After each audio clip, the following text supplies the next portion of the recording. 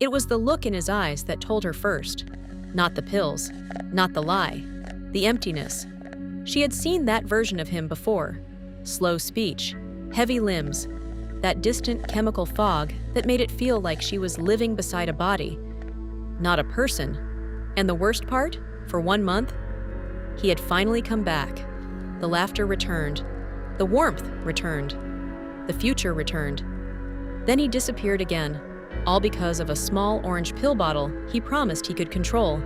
We'll call her Lena, 26 years old, half a year into a relationship that already felt years older than it should have.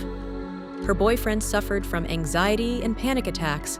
He had prescriptions for antidepressants and Rivotril, a benzodiazepine meant to calm the nervous system. But slowly, the medication stopped looking like treatment. It became escape, sedation, oblivion. She described him like this. Sometimes it felt like I was dating a zombie. In the beginning, she almost left.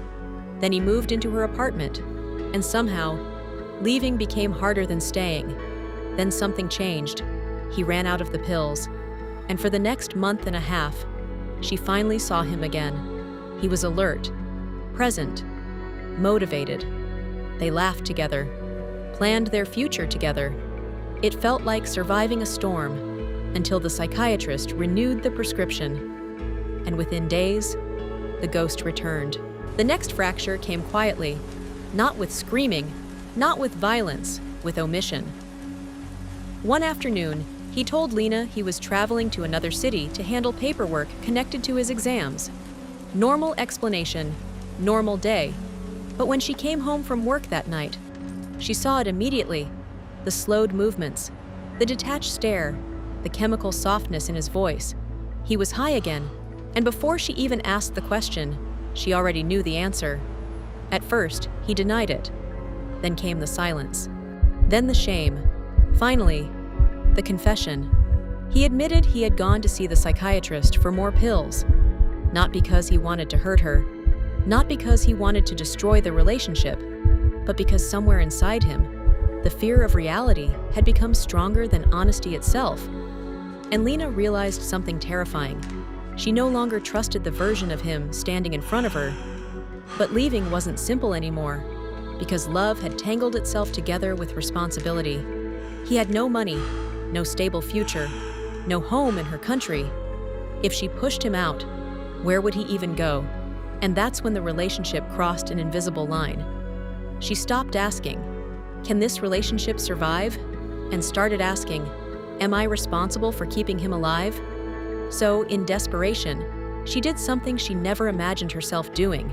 She took the pills, hid them away, hoping that if she could control the substance, maybe she could still save the man underneath it. Addiction rarely destroys a relationship all at once. It changes the roles first, quietly, gradually. Without either person noticing the shift, Lena thought she was protecting him, protecting his future, his degree, his fragile mental state. Because every time he spiraled, the same justification returned. I just need to get through this exam. I just need help focusing.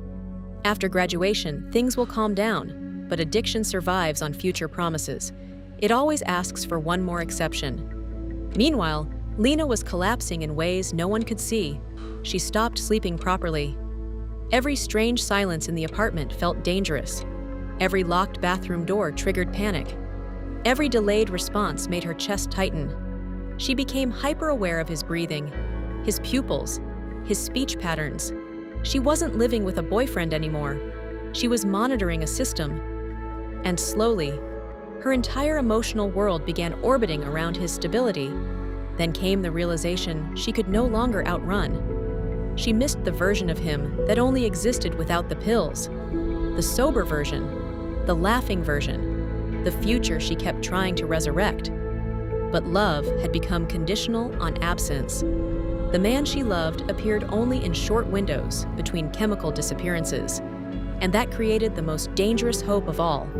Intermittent hope, because intermittent hope keeps people trapped longer than pain ever could. A good week, a good day, a good moment. Just enough to make leaving feel impossible. Eventually, the question became unavoidable. Not, Can he change? But how much of herself was she willing to lose waiting for it? So one night, she finally confronted him. No screaming, no dramatic ultimatums, just exhaustion. She told him the truth. I don't know if I can survive this version of us anymore. And for the first time, he didn't argue back. Addiction creates a brutal emotional loop. The user feels shame. Shame creates anxiety. Anxiety creates craving. Craving creates relapse. And every relapse deepens the shame even further. He admitted something that terrified her. He wasn't only afraid of failing his exams anymore. He was afraid of facing himself without the chemical protection. The pills weren't just sedation now. They had become emotional armor. And this is the truth most people discover too late. You cannot love someone into recovery. You cannot monitor them enough, protect them enough, sacrifice enough. Recovery only begins when the person themselves becomes terrified of staying the same. Lena wanted a plan, rules, guarantees, but addiction doesn't negotiate with promises. It negotiates with consequences. And for the first time, she realized saving the relationship might require risking its survival completely. The next few weeks were not dramatic. There was no sudden transformation, no cinematic recovery, just distance, small, painful distance. He agreed to seek proper psychiatric supervision. He agreed to stricter medication control. But Lena began doing something far more difficult. She stopped watching him every second. And at first, the silence felt unbearable because she wasn't only withdrawing from the chaos, she was withdrawing from the role she had built around it.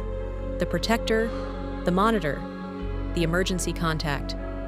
For months, her nervous system had been trained to expect disaster. Now there was only uncertainty, and uncertainty can feel terrifying when chaos becomes familiar.